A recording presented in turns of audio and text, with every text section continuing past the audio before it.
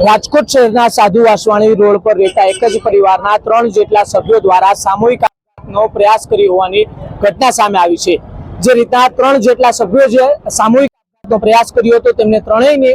Civil hospital ખાતે છે તે લઈ આવવામાં આવ્યા હતા। દ્રશ્યો છે સિવિલ હોસ્પિટલના ઇમરજન્સી વોર્ડ ખાતેના કે જે આગળ તેમને ત્રણેય છે તે લઈ આવવામાં આવ્યા હતા, પરંતુ જે આ સામૂહિક આપઘાતનો પ્રયાસ હતો તેમાં સ્મિતાબેન ખખર નામના જે મહિલા છે તેમનું નિપજ્યું છે, જ્યારે દિલીપભાઈ ખખર અને અન્ય એક સારવાર હેઠળ છે હાલ અત્યારે સિવિલના ઇમરજન્સી વોર્ડની અંદર। ત્યારે જે રીતના વાત કરી કે વ્યાજના ચક્રવ્યૂહમાં ફસાઈ હોવાની પ્રાથમિક તારણ છે તે લગાવવામાં આવી રહ્યું છે। જે પ્રાથમિક વિગતો મળી રહી છે ક્યાંક આર્થિક ભીસના કારણે આ પગલું છે તે ભર્યું હોવાની અનુમાન છે તે લગાવવામાં આવી રહ્યું છે। આ જે ઘટનાની જાણ થતા પોલીસ છે તે ઘટના સ્થળે પહોંચ્યું છે અને પોલીસ દ્વારા આ સામૂહિક પ્રયાસની શા માટે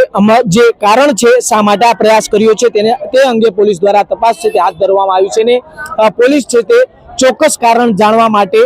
જે રીતના અલગ અલગ જે પોલીસ અધિકારીઓ છે તે તપાસ કરી રહ્યા છે।